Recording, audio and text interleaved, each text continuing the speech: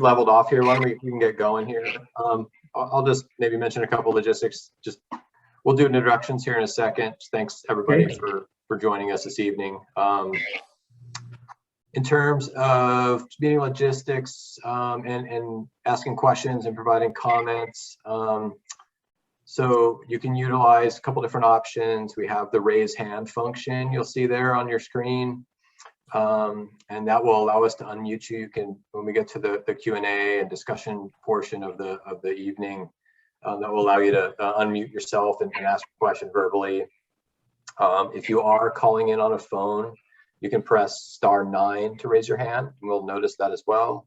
And then you can also post written questions to the Q&A box that you see there on your screen as well. The chat function's disabled for the evening, so all the questions and comments should come in on the Q&A box. So Scott, I'll hand it back over to you for introductions. Great. Thanks, Scott. And welcome everybody to the Gaviota Community Wildfire Protection Plan. This is a workshop, one of 3. We'll have another one probably toward the end of the year, and then next year we'll have our final one. So we do appreciate everybody being here. And what I'd like to do is first we're going to introduce a few people and get going on it. What we're going to do tonight is we're going to have an introduction. We'll describe what the Community Wildfire Protection Plan is, the process of developing it, and then probably most importantly, your comments and involvement. And then pretty much when we're done with with our presentation, we'll take more questions, kind of a Q&A toward the end. So if I could, I'm going to go ahead and introduce our speakers. Again, my name is Scott Cwpp, and I'm project manager for the Santa Barbara Fire Safety Council, the Gaviota Community Wildfire Protection Plan. With us is Rob Hazard, and Rob is a fire chief.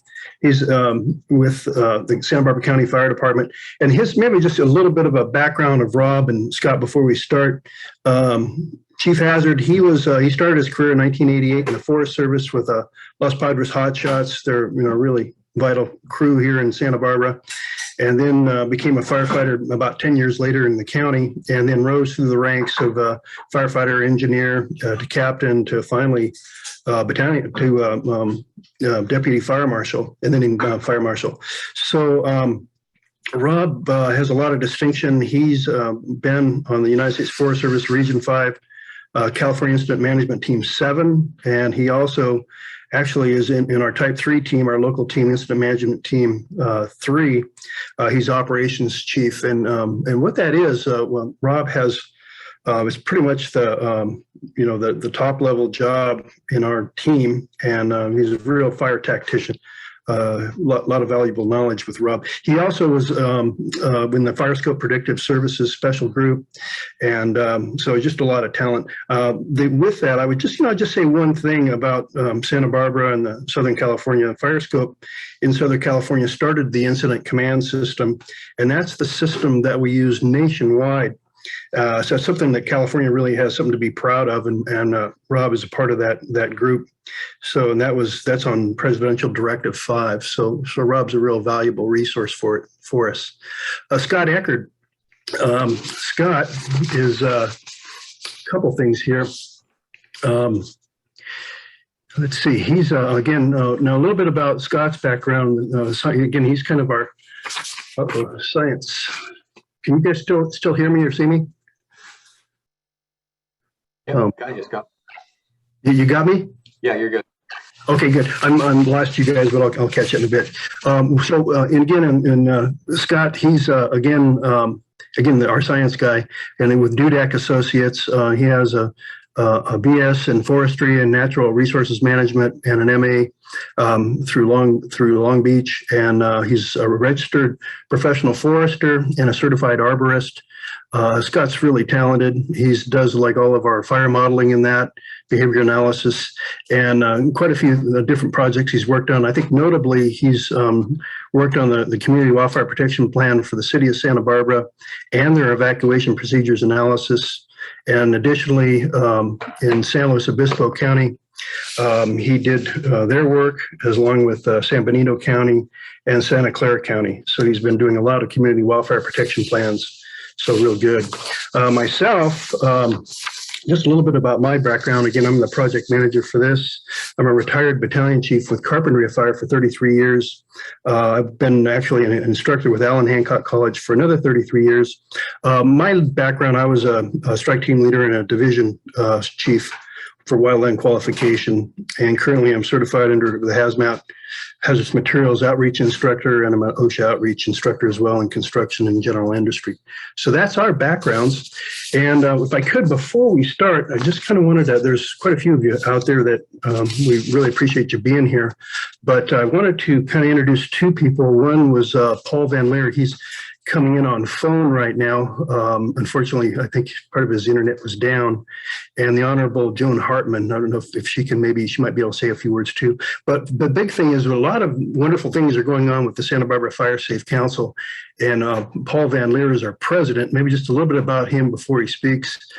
He's been on the Gaviota Coast. Matter of fact, the deal, Rob Hazard, I was born and raised in the Hollister Ranch, and I've had property there for 42 years myself. So, and then Paul, of course, has been rancher manager for 36 years on the Gaviota Coast, and currently is managing the Las Varas Ranch. Additionally, Paul was the Farm Bureau director and a past president. So that's a real honorable thing. So, and then currently, of course, Paul is the elected president of the Fire Safe Council on the board. He was on the board since 2018, president this year. So if we could, maybe we could turn it over and maybe have a few words from Paul.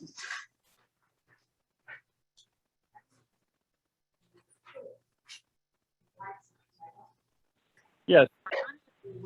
Yes, thank you, Scott. I appreciate that. Yes, my name is Paul Van Leer. I'm the president of the Fire Safe Council. I'm pretty sure most people on the call know me. And I just want to let you know that the board and I are excited about this opportunity to, we got the funding, the grant funding for this Cwpp. And as you know, I live in this actual plan area, so it's dear to my heart that we go forward, and we're looking forward to the public and the community creating a good WPP with deliverables that hopefully something that we in the Fire Safe Council will actually tackle and try to make this a safe area. So we have a great panel. So I look forward to everybody. Don't be afraid to ask questions, and I'm sure they have all the answers. And of course, at the end of the meeting, there'll be some additional places you can go online to if you have any other questions or thoughts later. So anyway, I look forward to this meeting, and sorry I couldn't be on the call, but got internet issues. So thank you. Yeah, thank you, Paul. And then on the call also with us is the Zoom meeting is the Honorable Joan Hartman. Joan is a board of supervisors, and she's also a board of director with the Santa Barbara Fire Safe Council. I'm just kind of hoping she might say a few words. She has some just valuable ideas. She's significantly well connected to the communities. A lot of solutions that she has, and I think we're just really excited that she's part of our, what we are working to, our team. And maybe if you had just maybe a few words, if she wanted to. Can you hear me? Yeah, you're good. Great. Okay. Well, I just want to welcome everyone who's here today. This is really important. When I got on the board, I was eager to join the Fire Safe Council board because increasingly with the fire risk that we're facing, we need shared responsibility. Government can't do it alone. We need communities to step up and figure out how best to protect themselves. And so I really hand it to everybody who's here participating, because it's a major investment, but it will really pay off in the long run. So thank you. Thank you, Supervisor Hartman. And again, she's had some really good ideas already that's really been helping us, and I'm sure that's going to continue through the process. And I think now we're going to go ahead and I think we're turning it over to Rob to begin it. Yes, Scott, maybe one quick slide here before Rob jumps in. Sure. If you'd like me, I can just go for run it. over this one real quick. Yeah. This one is just a reminder to everybody on the call, and please, you know, we'll come back to this information at the end of the presentation too, but and please share this information with your neighbors and your friends too. But just a way to stay engaged in the project as it moves forward is through the project's webpage.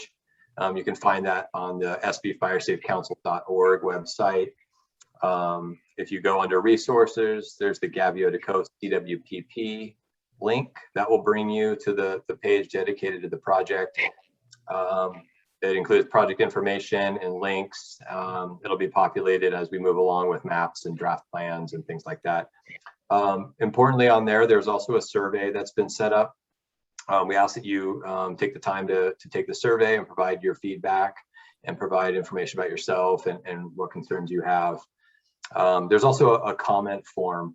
So if you have additional comments about the plan, about the process, about just the fire hazard on the Gaviota Coast, please provide direct comments that way as well. And we'll be receiving all that and reviewing as we prepare the plan. So just wanted to get that information out, and we'll provide this link here again at the end. So thank you.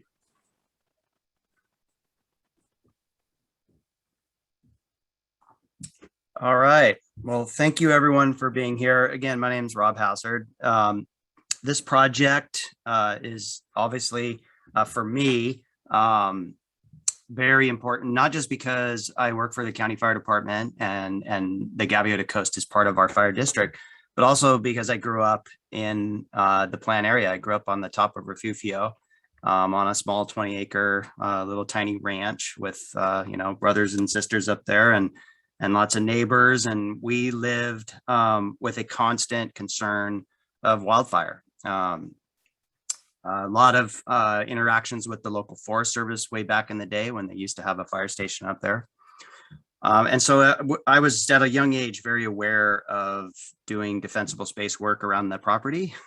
Every spring, having to mow the grass and deal with dead trees and brush that had to be cleared back from around our buildings and keeping it fire safe. And it wasn't until I became a firefighter that I realized, wow, there's a whole science behind this. I thought this was just something that you did, like, you know, your chores that you do. And so as I've worked through the fire service, I've really come to realize that in wildfire, we do have an opportunity, just like with structure fires, where we built sprinkler systems for inside buildings. And we've, for the most part, engineered our way out of most destructive interior structure fires. We can do many of the same types of efforts to protect ourselves from wildfire: defensible space, home hardening, community projects that give us space from the heat and energy of a wildfire and prevent damage to our properties, our homes, and prevent injury or loss of life. So that's really the goal of any type of planning process when we're looking at wildfire mitigation. One of the original documents that was created for that purpose was the Community Wildfire Protection Plan. And they date back to the early 2000s when the federal government passed the Healthy Forest Restoration Act. That was a pipeline to a lot of federal grant dollars. To be eligible for those grants, communities had to do a Community Wildfire Protection Plan. That was the caveat to getting that grant funding. And really the idea behind that was that if a community did a CWPP, the grantor agency, the federal government, would have confidence that the projects that were recognized inside that document could be implemented and the funds spent. The last thing that a granting agency wants is to grant dollars and then not have the project actually implemented. So there's a lot of work that goes into building these documents, but it does all that work on the front end so that when you find grant funding, you can actually get the real work done. So community wildfire protection plans, they are plans for at-risk communities that have to be developed collaboratively. In general, they always identify and prioritize areas for hazardous fuel reduction treatments. And ideally, they recommend best management practices. So not all areas of our country are the same. Not all environments have the same concerns. There's different types of vegetation, topography. So In some areas, you may be able to do field treatments using mechanized equipment. In other areas, that might not be the best environmental way to do it. And so best management practices are basically a list of ways of doing the work you want to do that will minimize those impacts on the environment. And then very importantly, and increasingly important to wildfire mitigation, is that these plans need to recommend measures to reduce structural ignitability. We kind of have a huge science experiment going on right now across California and the Western United States in regards to the susceptibility of buildings to wildfire. We have a huge sample now of destroyed homes that they are looking at in detail. Why did they burn? Were the building codes adequate to prevent these homes from burning down? And what can we do to improve the resilience of our built environment so that it's not susceptible to wildfire? Because in general, most homes burn down because of embers. Okay, we'll go to the next slide. Okay, so very important is that community wildfire protection plans are not decision documents. They're not a document that says, hey, here's the plan for wildfire mitigation, and we're going to go do these things. We're going to cut this fuel break. We're going to do this prescribed fire, X, Y, and Z. They are recommendation documents, kind of visioning blueprint documents that say, hey, here's the hazard and risk associated with this community. And here are some things that we could do to mitigate adverse impact of wildfire. What follows from a community wildfire protection plan are actual implementation plans. And when you implement those types of plans, that's when you go through rigorous environmental review. So oftentimes it's asked, hey, do we have to do environmental review for the CWPP? And the answer is no. They don't commit agencies or the public to committing it to a project. They simply make recommendations that once you find funding and once you have the will to engage in this type of work, well, these would be the projects that would make the most sense, prioritized in importance and in effectiveness. They're definitely not a project in that regard. And really the essence of them is that they're educational documents. They make recommendations, but don't commit agencies or the public to a course of action. All right, next slide. So there's some requirements built into these plans. And these, again, go back to the 2003 Healthy Forest Restoration Act. So there has to be regional collaboration. And this public meeting is part of that regional collaboration because there's various people from various agencies that were invited to attend this meeting. Also, throughout the development of this plan, we're reaching out, the development team is reaching out to various stakeholders in Santa Barbara County and indeed in the state for their input and concerns regarding wildfire mitigation and the things they'd like to see in the plan area. There also has to be a prioritized hazardous fuel treatment built into the plan. Wildfire is driven by fuels, weather, and topography. And fuels are the one part of that fire behavior triangle that we as humans can make an impact on to moderate fire behavior. And so vegetation management is a critical part of wildfire mitigation. It's recognizing these plans that you have to analyze the vegetation in your plan area and determine, and prioritize where you can do fuel reduction treatments or vegetation management to mitigate some of that risk. And then, of course, already spoke to this, but you have to develop strategies to reduce structural ignitability. This is, again, becoming a bigger part of wildfire mitigation. Most effort in the past really looked at vegetation management and really kind of didn't consider the actual structure itself. And increasingly, we see that we need to put more effort into reducing that structural ignitability. In a perfect world, we just wouldn't build anything out of wood anymore. But obviously, our building techniques and our whole entire building industry is mostly designed around the use of wood products. And so it's very critical that we that we harden our structure so that the millions of embers generated by wildfire do not make it into those wood products. And there's a lot of different ways to do it. There's very rigid codes for new construction, but most of our buildings that we see in the wildland areas were built prior to a lot of our current codes. And there are very easy, in some cases, not very expensive ways to make those homes less resistant to fire. In terms of the approval of the plan, it's required that the local government body signs off on it as accepting the document and its recommendations. And the local and state fire agencies are also required to sign off on the document. So in this case, our local government for the Gaviota Coast is the Santa Barbara County Board of Supervisors, and our local and state fire agencies are Santa Barbara County Fire Department and CAL FIRE. The benefits of an approved plan: we will identify and clarify priorities for the protection of life, property, and critical resources. So we'll look across the planning area. We're currently doing this. We've done multiple field trips and looking through reams of data sets to put together and identify those priorities. And then ultimately, once the plan is approved, we'll have access to federal and, more importantly, significant amounts of state grant funding to accomplish whatever wildfire hazard mitigation work we identify in the plan. And that's no lie.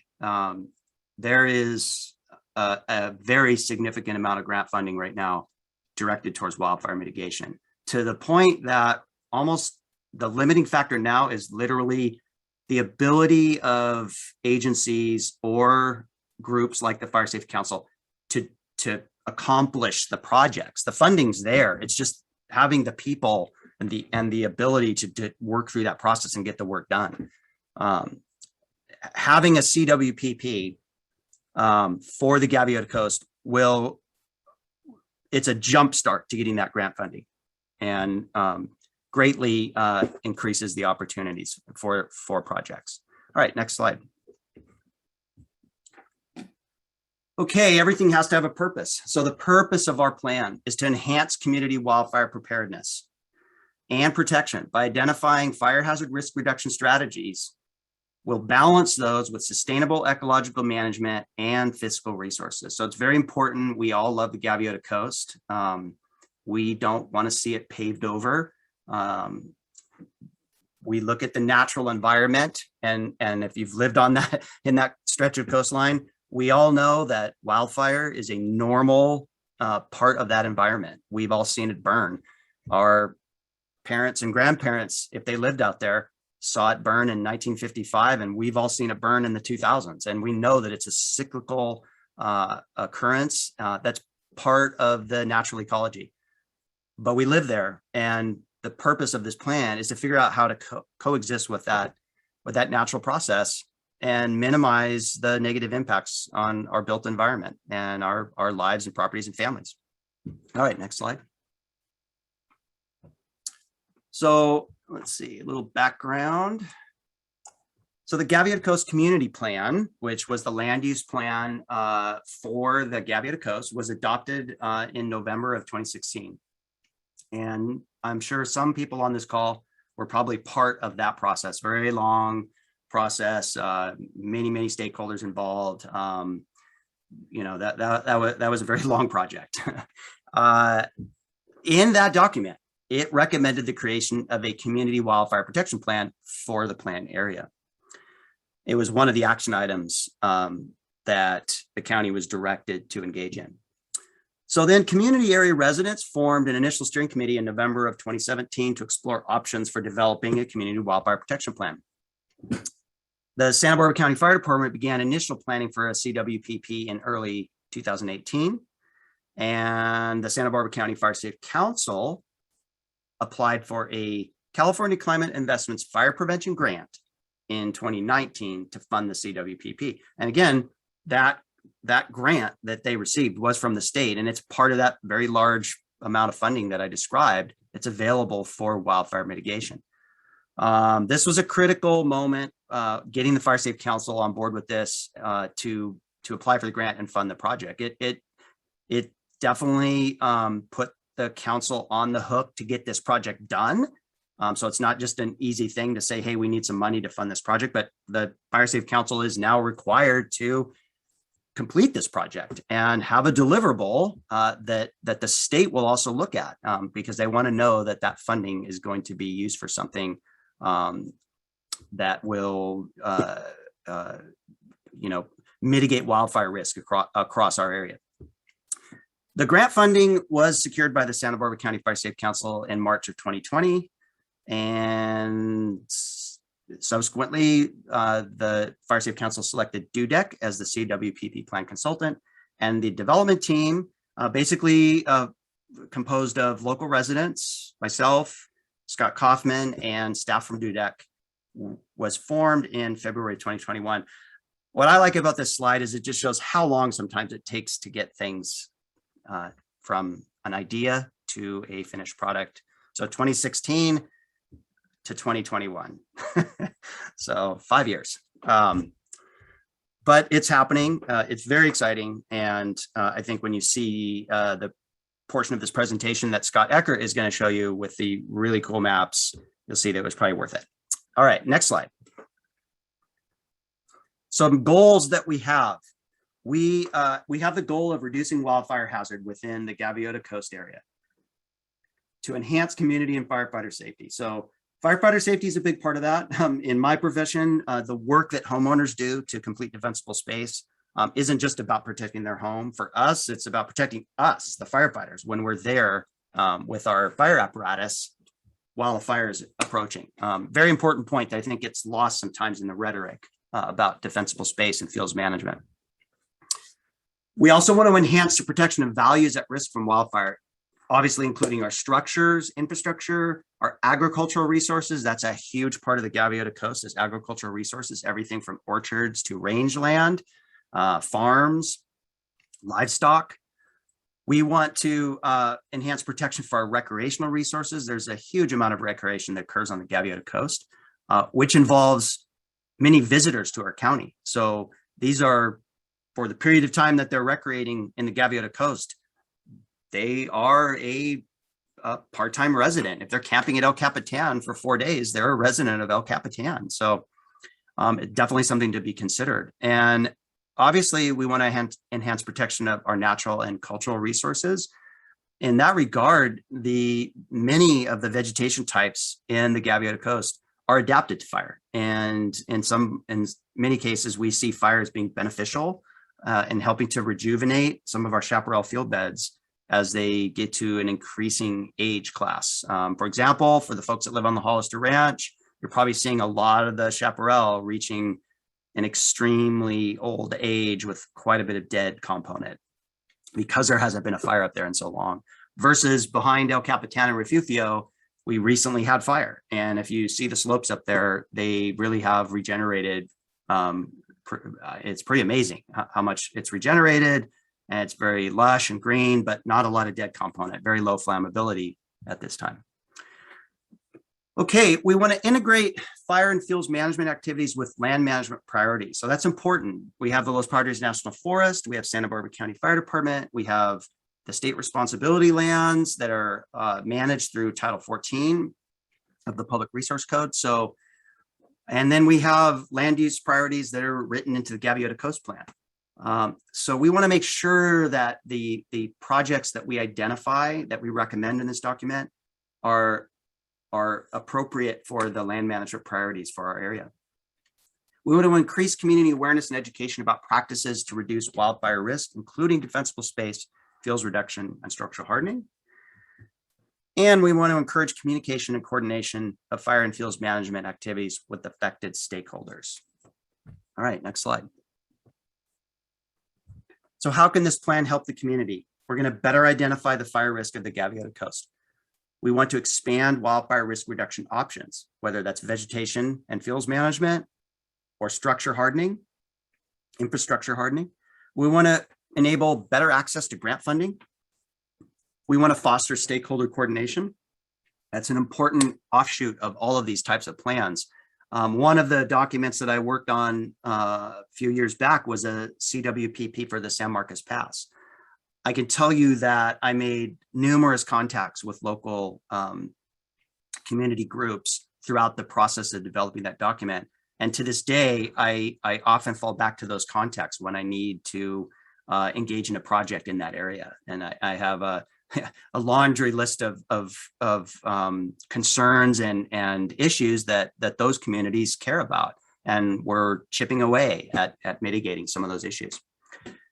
We want to ensure the integration of fuel treatments with cooperators, primarily Santa Barbara County Fire and Los Padres National Forest. And we want to ensure that we develop best management practices for the communities in the plan area. So we are going to develop a set of guidelines for agencies or nonprofit groups, community groups, HOAs that are going to engage in vegetation management. There'll be a set of guidelines in this document to ensure that those types of activities have the least amount of negative impact on the environment. All right, next slide. Some major components of the plan. The plan will include a wildfire hazard assessment. That's the phase of the project that we're in right now, is going through that hazard assessment.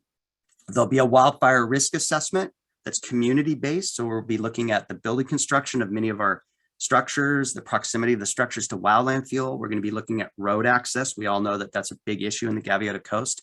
Unless you happen to live off Highway 101, most of us that live up there are going to be on narrow, winding roads. We're going to look at availability of water. The majority of the communities in the Gaviota coast are typically on their own private stored water. And we're going to look at the wildfire ignition history and also large fire history in the plant area. And then we're going to have identification of values at risk, including life, property, critical infrastructure, natural and cultural resources, recreational amenities threatened by wildfire. Next slide. We will be identifying structural hardening measures in detail. We'll be identifying potential hazardous fuel reduction treatments. And again, we will create that best management practices guideline. And then there'll be a set of recommendations in the document. And these recommendations really go to more than just the public agencies. They're recommendations for the county, the fire department, for community groups, public works. I mean, there'll be quite a few recommendations that will be directed to various stakeholders that have some kind of responsibility or interest in the plan area. Next slide. And I think that's it for me. This is a map of the plan area. So for the locals that are on this call, I'm sure you recognize it's a big area. The boundary is basically the same boundary that was used for the Gaviota Coast Community Plan. With that, I'll turn it over to Scott. We'll hold off on any questions on my portion of the presentation until the end. And then if you do have a question now, you could type it into the Q&A or just remember the question and then bring it up at the end of the presentation. Thanks, Rob.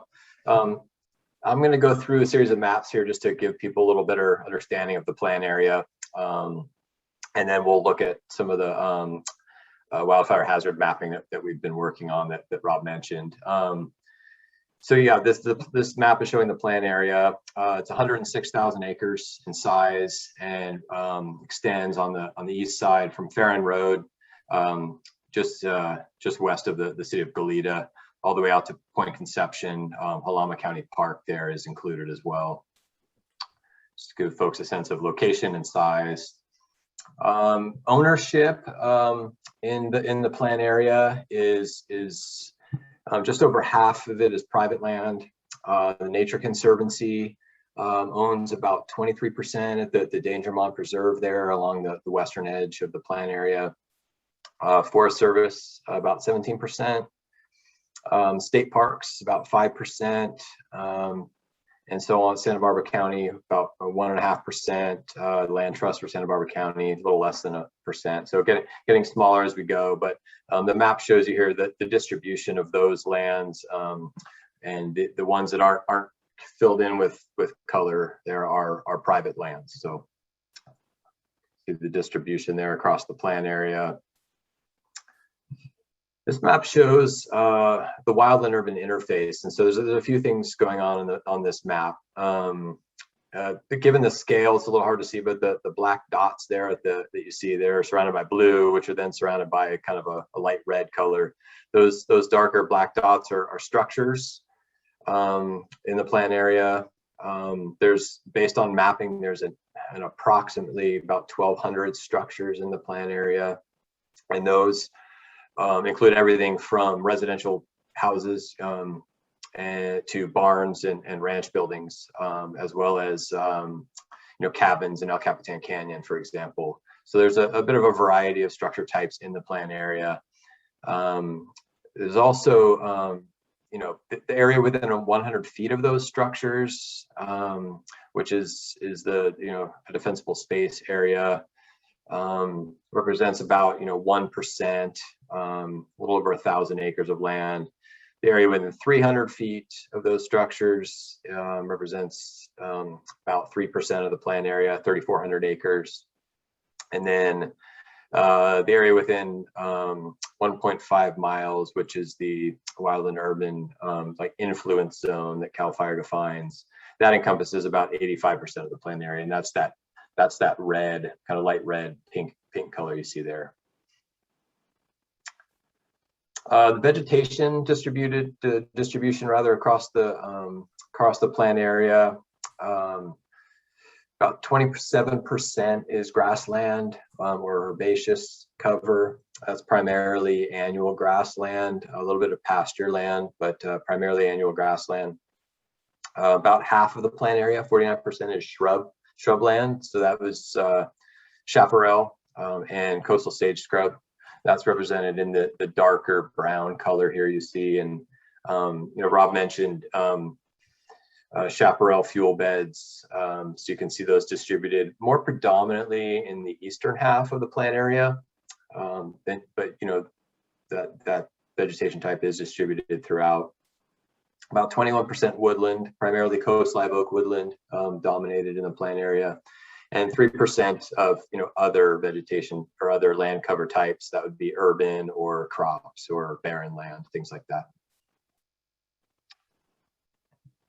In terms of fire history, there have been 35 fires in the plant area in the recorded period between 1916 and 2020. And these have ranged in size from 9 acres on the small end to 79,000 acres on the high end. The Santa Barbara County Fire is great about collecting and maintaining ignition data. So there's been 199 recorded ignitions within 2 miles of the plant area, and those are represented by the red triangles you see here on the map. In many cases, largely correlated with 101 and Highway 1, and that 199 ignitions is between 2007 and 2020, so a 13-year period. And then more recent large fires that have occurred in the plant area are the 2016 Sherpa fire, which burned over 7,400 acres.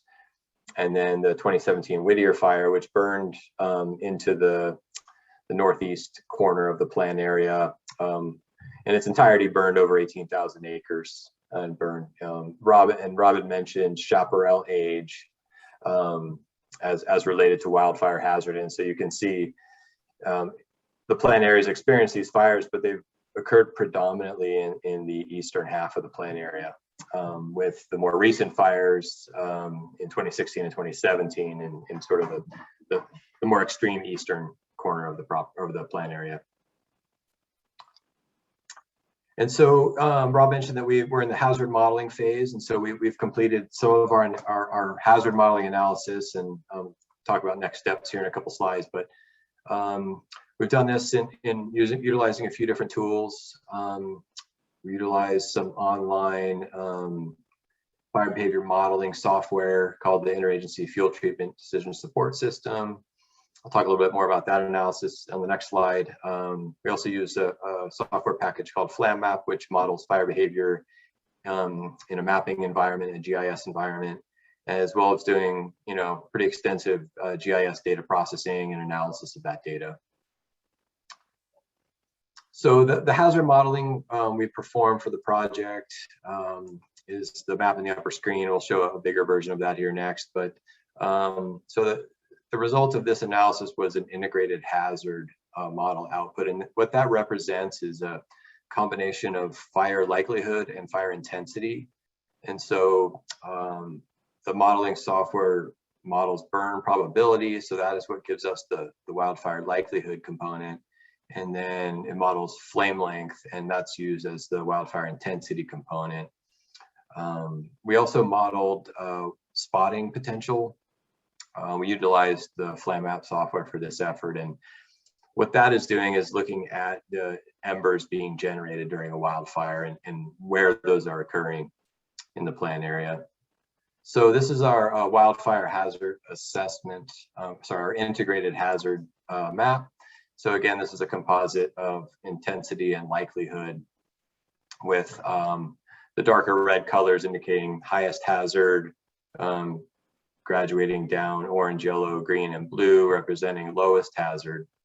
The darker colors you see there are burnable but not burned. This process ran over nearly 1,600 random wildfire ignitions during the modeling effort, and those areas are represent areas where, under the modeling scenarios, fires didn't occur. Just one caveat on that is that doesn't mean that fires can't burn there. It just means in the modeling analysis they didn't actually burn those areas, but it's something that we'll discuss in greater detail in the plan, but just to note for folks that are looking at the slide. We also modeled spotting potential, and this was a revealing map. So we're seeing the spotting and ember production. Rob mentioned embers and structural ignitability earlier, and this is how an important analysis to look at where potential embers are being generated, and as you can see, they're primarily concentrated in terms of density along the the northeastern boundary of the plan area, right there just above the national forest. And then the orange boundaries you see there are spotting distance. So a pretty large portion of the plan area would be subject to to embers being cast down on them during a wildfire. So some of our next steps here are to take the hazard analysis that we've completed and relate that to risk. So we're going to be looking at overlaying this data with assets at risk in the plan area, and those include structures and the wildland urban interface, infrastructure, natural resources, ranching and agricultural resources, and recreation. So that analysis is underway now, and we'll be presenting that at our next meeting for the project. And one of the other forthcoming items that we'll be developing with the CWPP is identification of potential projects. Rob talked a little bit about vegetation management, fuel reduction, other examples of potential projects that might come out of the CWPP include recommendations for structural hardening, evacuation planning, public education, chipping programs. There could be others. These are just examples of project types that could be recommended in the plan. And we started off with a screenshot of the website, and so here we are, kind of bringing it back up again. So what we're asking of folks on the call, and when you speak with your neighbors, your friends, your family, we really do want input. And there's a couple different ways to do that: attending these meetings, staying engaged on the project website, completing the survey, providing your comments directly into our comment box, comment portal on the website. And as Scott mentioned earlier, stay tuned for the draft CWPP anticipated in the early part of next year. And again, please, stay engaged on the project website for announcements, documents, and things like that, and to be able to provide your input. So with that, I'll turn it back over to, I don't know, Scott, if you had any closing remarks, I can let you jump in and we can open it up to folks if you have questions. Again, there's the raise hand function, or type it into the Q&A box. Yeah, well, thanks so much. I mean, that's a lot of information, I think, for everybody to look at. So thanks to Rob and to Scott. Again, a lot of good science work out there. And again, there's going to be a lot more coming out when we get the draft plan coming out beginning of next year. Again, we're going to have 2 more workshops. And maybe just a thought for everybody on the draft plan will come out in section 6 will be a lot of the action items. So, do, if you can, please, read it cover to cover, but that section 6 is going to have a lot of the action items where we can go in there. And then we definitely want from the communities in the Gaviota Coast to chime in and, tell us what kind of projects and that might be of interest, maybe some that might not be of interest. And we definitely need your input. So if we could, maybe Scott, if you want to take it, as far as we can start opening it up to folks that might have some comments or questions, I think now's the time. Any other closing thoughts with you, Rob, before we get going? I just want to thank everyone for being here. I know it's right during the dinner hour, and really, the more participation, the better. And the only way this plan can really be successful, and this is one of the challenges for a plan area this size. There's a lot of communities, but everyone's spread out on the Gaviota Coast. But this plan really, it depends on the input from the residents of the community. Over half the plan area is private land, and County Fire and U.S. Forest Service and all the other agencies that get involved in some of these mitigation projects, we don't dictate what happens on your properties. If you want to be part of a project, and if you're interested in a project happening on your ranch or on your property, we need to know. I have lots of ideas on things that we could engage in the Gaviota Coast, structure hardening programs, fuel reduction programs. But outside of public lands, this is where we really need the community to engage, and we'll develop maps and make recommendations, but those are only valid if the community wants to do these projects. I will give you an example. Some communities have no interest in doing prescribed fire projects.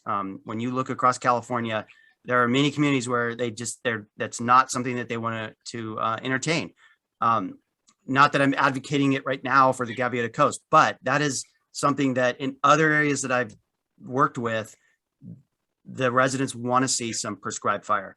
Maybe they want to see programs that encourage livestock grazing. Maybe there are concerns about the road infrastructure. So these are the types of things that we need to hear from.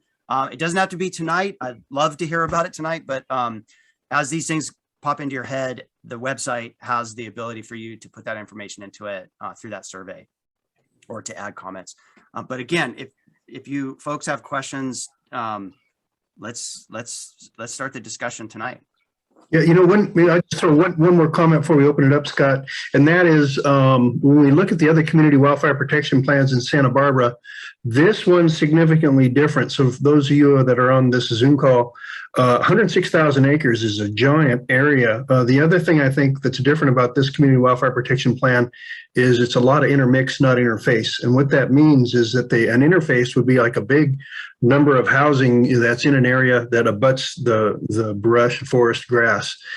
This is more intermix, which means you've got ranches and onesie twosies. You've got interspersed with the brush, rather than like in an area where it's abutted to, if that makes sense.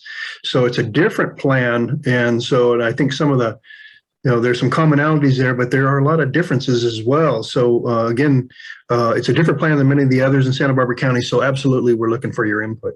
So why don't we go ahead and open up, Scott? Yep. Yeah, so we do have a couple questions, you guys that have come in in the Q&A box here. I'll read the first one. The question is, in addition to fuel management, will the CWPP include or consider the use of any long-term fire retardants? Rob, I don't know if you have any experience with those. I've not seen those recommended in CWPPs I've worked on, but I don't know if you have any experience with those. So there's a couple of different types of fire retardants that I can just briefly touch on. So there are products that homeowners can purchase. There's gel products that can be, you just use a garden hose. It has a little inductor, fill it with the gel, and then it mixes with the water stream, coats your structure with a gel. This is the kind of thing that you do prior to the fire, to an ongoing fire getting to your property. So there's sort of a timing issue there. And oftentimes the issue with those types of products, one in particular is called barrier. The issue is that you might be evacuated. And so the application of that product somewhat compromises the idea that you would evacuate. Now, I grew up on the Gaviota coast, and I know that many residents probably don't have any interest in evacuating, and they probably intend to stay on their ranches and protect their properties. And many people have done that, both on the Sherpa fire and the Whittier fire. So yes, barrier is a product that's out there. There's foaming agents that you can put into a dedicated water supply. I'll say dedicated because you certainly wouldn't want to do it in your domestic water tank. But if you had a separate fire water tank, you can put these foaming agents, which then allows the water that you spray on your structure to have Class A foam, which is like a surfactant, which makes the water penetrate better into wood. There is another product. This is the one I do think that could be applicable, because I think the issue with those products I just described is they're really more for people that are going to be there engaged in structure protection activities when a fire is already occurring. But in terms of something that we would use at, say, the beginning of fire season, and then it's there on the vegetation for the duration of the fire season until it rains, there actually is a product that was recently developed actually by a local resident, a local native son to Santa Barbara County, created a product that is, so far, every testing they've done, it's benign to the environment. It doesn't affect the vegetation's photosynthesis and all that. It washes off and there's no toxicity. But what it does is when it's sprayed on the vegetation, it provides basically a combustion barrier. And it works throughout the fire season until it rains. The issue is it's fairly pricey, and it's a relatively new product. It was purchased by Foscheck. So they are the manufacturer of the fire retardant that you see the air tankers drop. So they obviously thought it was a good idea because they bought the product from the local Santa Barbara resident that developed it. So there'll be some information on that product, hopefully in the document. I don't know that it solves every issue. I think it could be a solution to some of our roadside ignitions. Because even though, the best way to deal with roadside ignitions is to do pretty aggressive, weed whacking and that type of activities on the side of the road. But even when you mow the sides of the road, you still have some stubble grass that remains. And so there could be a place for fire retardants, for sure.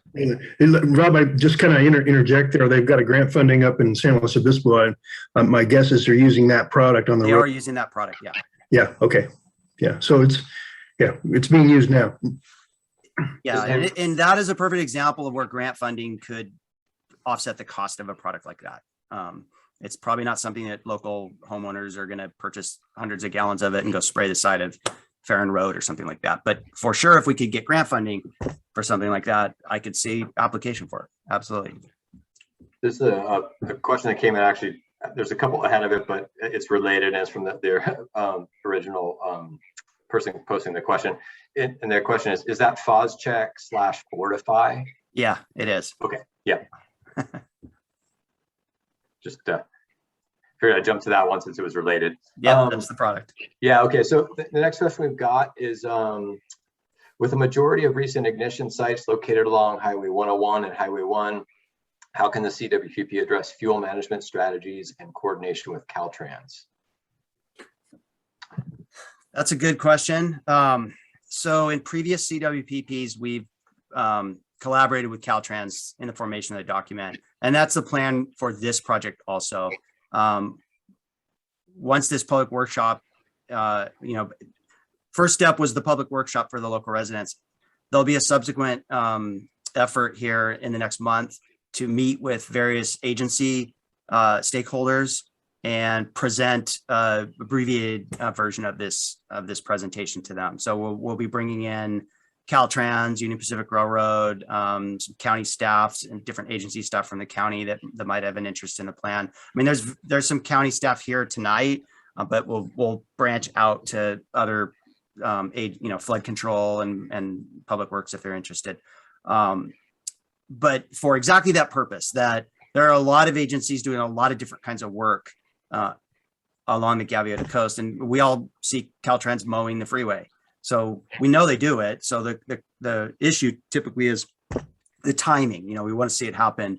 We want to see it happen in late May, early June, right? We don't want to see it happening in October. I've had a lot of meetings with Caltrans, and they suffer from the the shortage of staffing, and there's a small road crew that literally has to do all of 154 and 101 and Highway 1. So it's a heavy lift for them. Lately, it seems like they're doing a pretty good job on the Gaviota coast.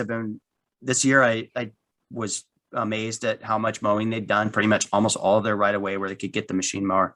But I think one of the advantages of this plan is it's available to them when they're lobbying through their own fiscal process to get funding to do these things. This is something they can use when they go to their management and say, this is important for the community, and these ignitions are happening on this highway that we manage. So it's important that we get as much budget as we can for these crews that are doing vegetation management on the highway. Yeah, and I would just add, Rob, I mean, in previous plans I've worked on that, recommendations in the CWPP aren't always simply projects, they're coordination with other agencies. And I know in Santa Barbara City, for example, there was some recommendations to coordinate amongst different city departments to reach those goals, and whether it's funding or just prioritization of mowing areas, for example, with Caltrans. So it's a good Absolutely. question.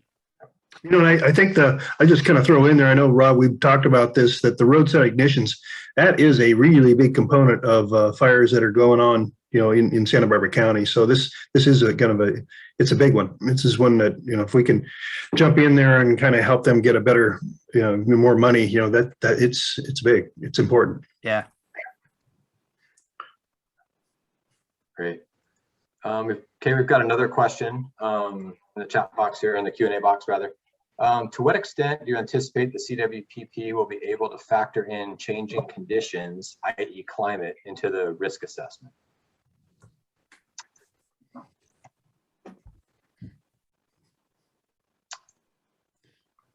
Maybe that's one for me. That's one for you. Yeah. I think that's a really good question. I mean, the hazard assessment we conducted was utilizing vegetation, terrain, and weather data. But you're right, we are seeing more extended dry periods and more extreme weather that's I guess increasing that risk. So it's a good question. I think entering into the drafting the document with the assumption that the fire situation is potentially going to be getting worse or extending into longer parts of the year will certainly be something we'll need to address. Rob, I don't know if you or Scott have any additional feedback on that. I'll throw just maybe a little bit of a comment. The question is totally right, and if we look at like my career, that stretched back to the 70s, climate change. We look at a big fire when I was a firefighter back in the 70s. Was 30,000 acres. Then it jumped when I retired about 10 years ago, to 100,000. Now we're talking multiple, up to 1 million acre fires. These fires are just getting giant.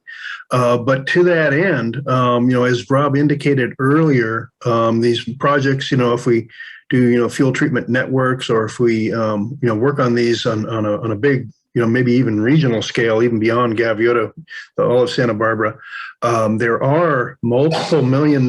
There's millions of dollars out there. And I think working collaboratively, if we can capture some of these funds that are available, they're really big. In the last couple of years, they've really jumped. And maybe just one other point on that. I know in the Fire Safe Council, we're working on a strategic plan right now. We're looking potentially at hiring some staff and really pumping up to the point where we can handle some of these bigger grants. We're looking at it carefully, and literally there are millions of dollars out there. And I think climate change, this is just from me, climate change is real, things are happening. And I think it's time to put up, it's time to capture some of these giant grants and really do some robust treatments. So that's, just my thoughts on it. Rob, if you had some other thoughts too. Maybe I'll just throw out, so, looking at it from the fire suppression side of the coin, majority of my career has been in wildfire suppression, and things are definitely changing in regards to how wildland firefighters approach wildfire suppression. Some of the things that were pretty standard strategy and tactics don't seem to be as viable anymore. You'll be when I'm in a group of wildland firefighters, whether it's Forest Service, Santa Barbara County, CAL FIRE, and basically my peers in the industry that I've been in for 30 years, we have discussions on the fire line about the changing conditions and what we're seeing. And we're all coming to that consensus. And it's been for like 10 years that we've been noticing this. But increasingly every year that topic comes up. Like, what happened to our ability to fight fire at night? And how come the fires don't go out at night? And we've all come kind of to these sort of layman's conclusions. I think for me, it was like, well, we're incrementally losing humidity recovery at night. Like, it stays drier just enough at night so the fire keeps burning, and we can't take advantage of that time of the 24-hour cycle to get ahead of the fire. And I've now read scientific papers that fire ecologists are writing, and fire behavior analysts, and they're saying, we think it's small incremental changes in relative humidity recovery at night that's causing this, probably due to climate change.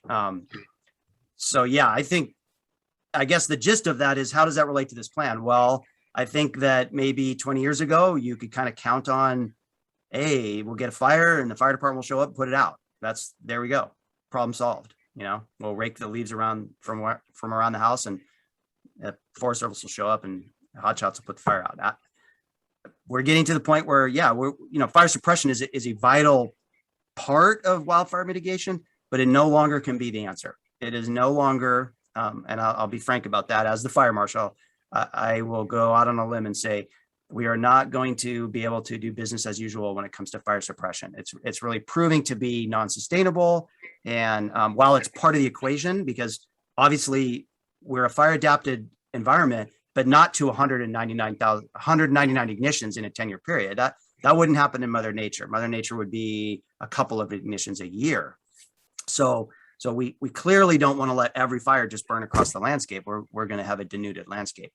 But at the same time, when we have a fire like the Whittier in 2017, I'm sure most folks that live out here were well aware of that fire and watched it with great trepidation. But that was a difficult fire to control. And we just have to be cognizant of that it's more important now than ever to do mitigation before the fire, rather than just relying on fire suppression technologies and strategies and tactics to fight our way out of this issue.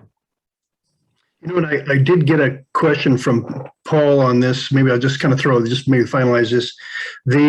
Some of the new modeling techniques, and again, Scott has the newer modeling technique, which is that spotting potential. So we're talking about ember wash or spotting, that one map that he threw up there. So that's an important one. But my comment on this is important, that when we look at structures, that 100-foot of clearance around a home, how you clear that 100 feet. There's a lot of good science that says, that you're not going to get that thermal pulse. You're not going to get that real heavy heat. So in other words, if you actually are doing that 100 feet, the big thing is that ember wash now is going to come in on your home. So that structural hardening is insanely important. So again, getting that true 100-foot or more, sometimes depending on the slope of your home, with the help of county fire. But that ember wash, structural hardening, and again, sometimes getting that data, that's some of the information that I'm seeing. And but in any case, the newer thing was that spotting potential. I think that's only been around for a few years. So that is the new model. And maybe, I don't know, if, Scott, if you have maybe a few comments on that as well. In terms of looking at changes over time in the modeling, we've looked at changes in vegetation type over time using different data sets and things like that, and overlay with fire history. So there's the ability to do that, which gives you some information, but I think we rely now these days on the modeling software that we're using, and the advances that like you said, with spotting and just the advances in the science in that world. That's better than it was 10 years ago. And maybe one thing I could throw in there, just this a point of discussion when it comes to climate change and the impacts on our local environment. So, going back to the map that you showed that showed the burnability of the landscape, right? And there was quite a bit of blue, very, low burnability out in the Dangerman Preserve, which used to be the old Coho Halama Ranch. If folks that are familiar with that area, there's a significant forest component. So there's vast stands of coast live oak that cover a huge amount of that area. And, you know, across, you know, the summit of Refugio Pass, there's a huge stand of coast live oaks across some parts of Camino Cielo, and then down in the foothills and all the riparian areas, all the creeks that flow through all the canyons. Those woodland vegetation types are relatively fire resistant.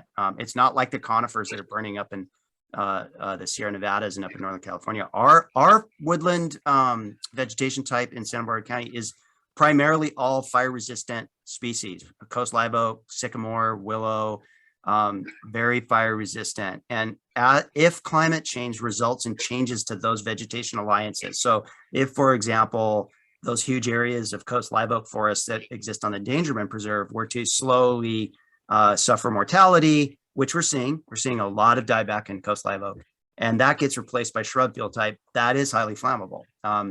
The same thing with chaparral. As chaparral suffers mortality, and that converts to sage and grass, you have a different kind of flammability. You'll have more frequent fires, right? Because grasslands tend to burn more frequently, but not as intense.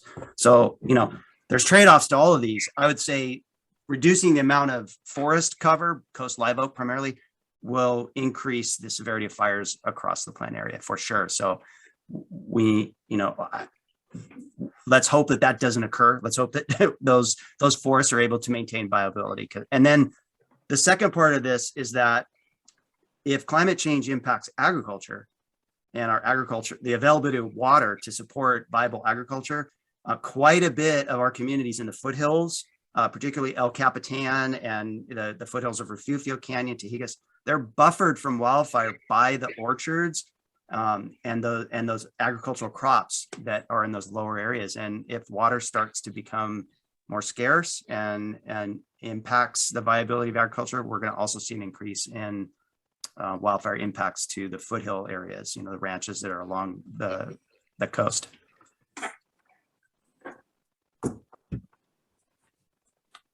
Okay, we've got another question. Does the modeling scenario account for sundowner events and frequency when assessing risk? The short answer to that is yes. That the fire behavior modeling and the hazard modeling we conducted for the plan utilized sundowner wind speeds and wind directions, as well as more extreme fire weather fuel moisture values. So it was modeled during an assumed sundowner wind event.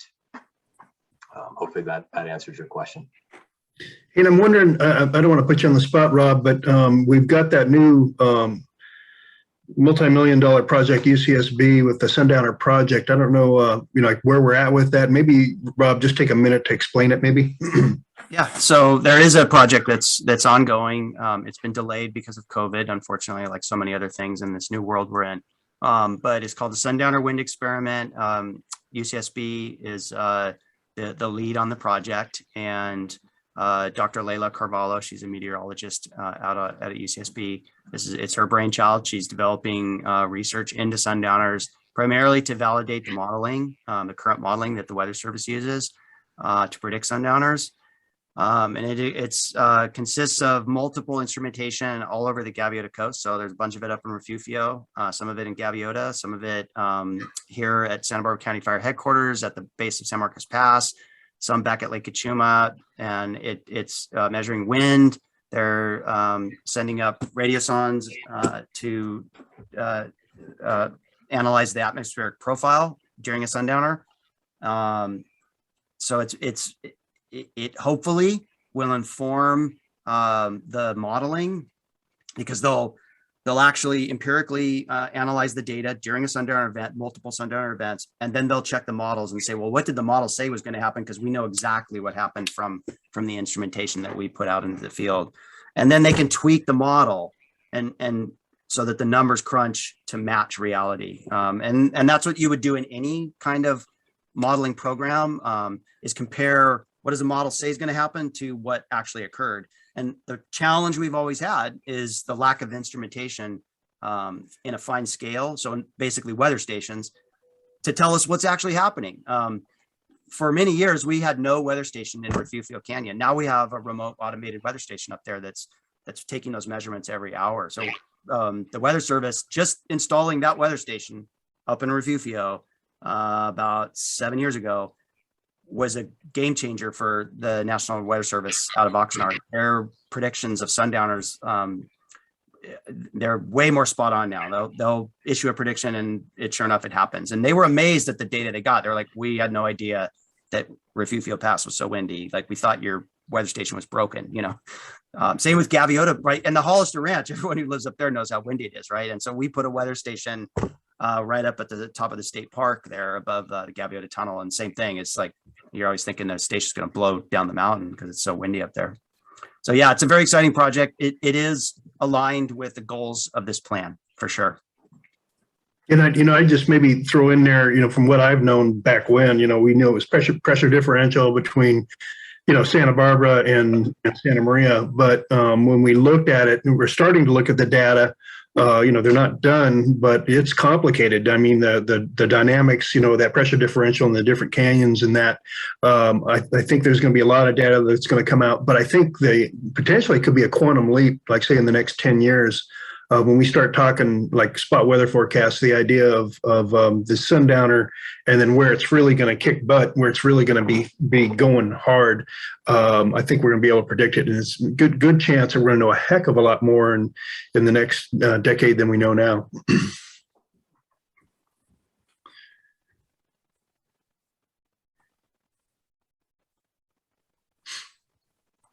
Great. I don't see any more questions in the queue at this point, or any hands raised, but so I'd encourage folks to jump in and ask, raise your hand if you're got something to ask, something to contribute. Yeah, now's the time, folks. Yeah. Got a captive audience. So use that raise hand feature and you get unmuted and you can provide some comments or just some things that you think we should be looking at. If you don't get a chance to do that tonight, please use that link on the website, the survey. That's your opportunity to really express what some of your concerns are. And just think of all the different issues that surround wildfire mitigation. It's complex and varied. It's everything from how to do defensible space, how to harden your home. What about vegetation management projects across the landscape? What about the viability of agriculture? Are there things that can better agriculture so it helps with fire mitigation? What about insurance, homeowners insurance, right? Like everybody's asking about that. Is this going to help with that? Is it not? How do we deal with the issue of homeowners insurance? It's so yeah, there's a lot of things that we can potentially incorporate into this plan. Sometimes these community wildfire protection plans can be kind of boilerplate, right? We don't want it to be a generic document. We really want it to work for the community. Maybe I'll jump in there just a little bit.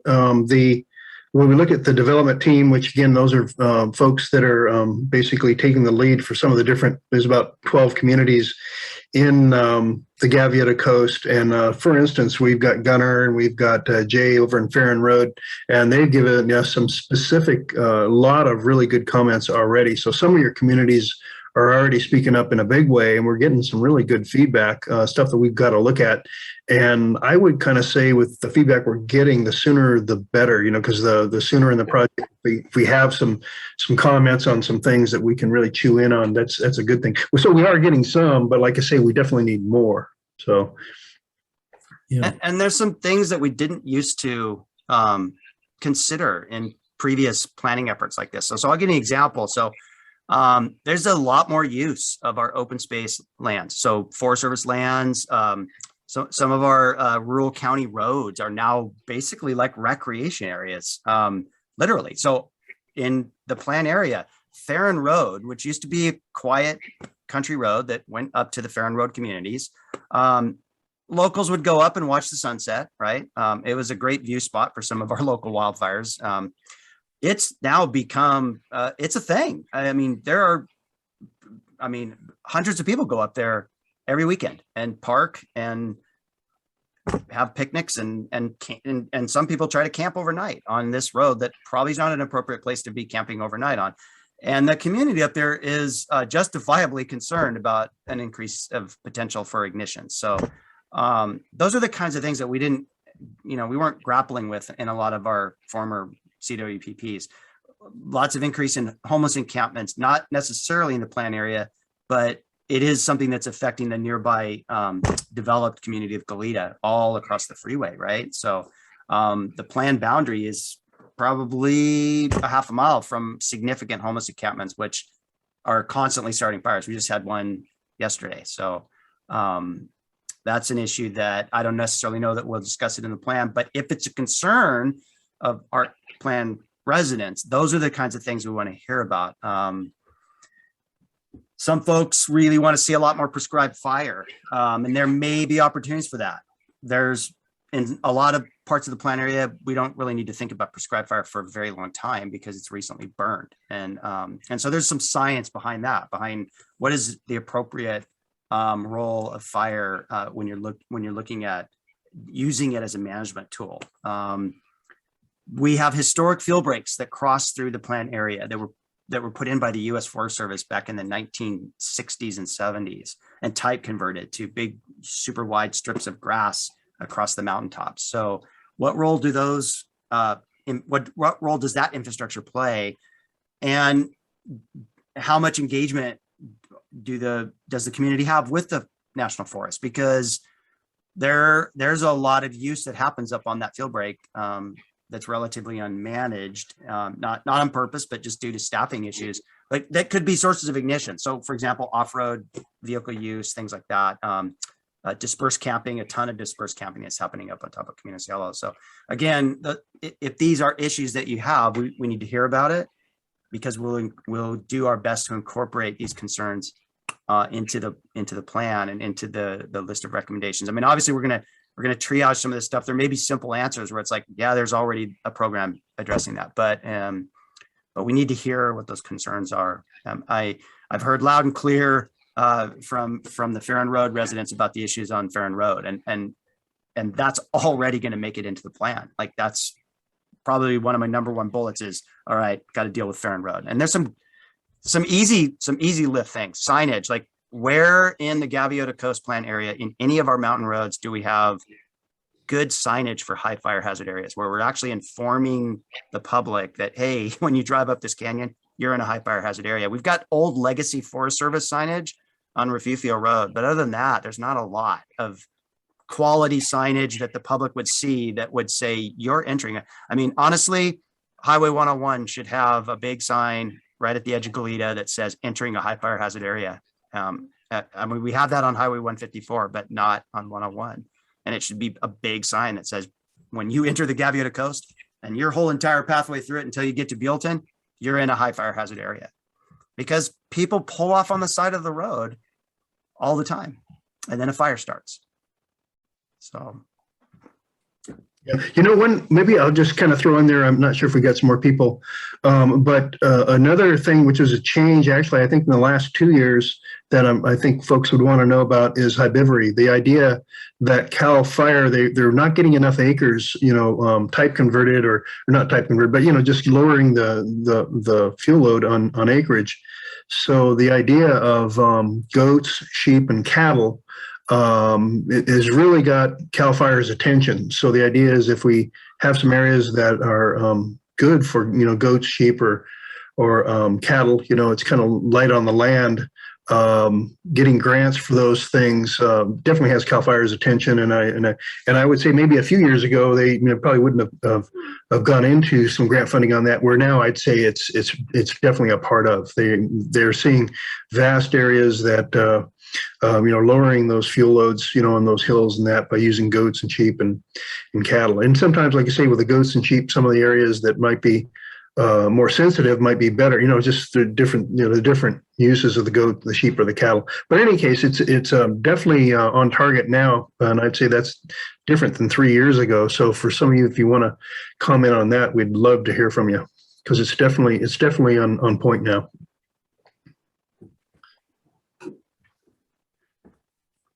And then it looks like there's a question on, are we recording the session?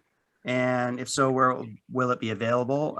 Yes, it's being recorded and it will get posted to the Fire Safe Council website, the webpage on that site that's devoted to the project. Thanks, Rob.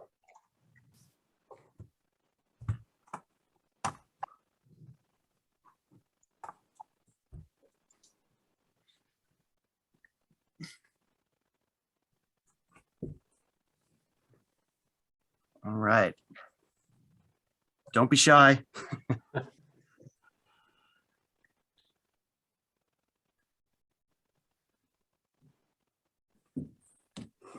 All right. Well, okay. So it doesn't look like there's a whole bunch more questions being thrown out. That either means that they're tired of hearing us talk, or we answered them all. Go with the latter. It's probably the former. So I'm stoked that this is happening. I just want to reiterate that as a local Refugio community, this is a great project. So I'm really excited. It's been great to go out into my old home turf and drive around and see people that I haven't seen in a while. So let's see, Scott, you want to maybe just go over again this last slide and really guide us through the next steps here. Yeah, absolutely. So I was just letting Paul know to raise his hand if he needs to, and let him speak here. Next steps, yeah, just to reiterate, we talked about this a couple of times. You know, there's a survey that's been posted on the well, it's on the project page of the Fire Safe Council's website. There's a link to that survey. We'd appreciate you and your neighbors, your family, your friends, filling out that survey. That really helps us when we are crafting the plan. Again, there's also a more of a direct comment input box. If you have comments that are unrelated to the survey, and that you either think about tonight or tomorrow after the meeting, or pass it along to your friends and neighbors, that gets directly sent to us as well. We receive that. And then I would say stay in touch with the project on the project's webpage. Again, linked if you go to Firesafe Council. Sorry, misspoke. I want to make sure I say it correctly. sbfiresafecouncil.org.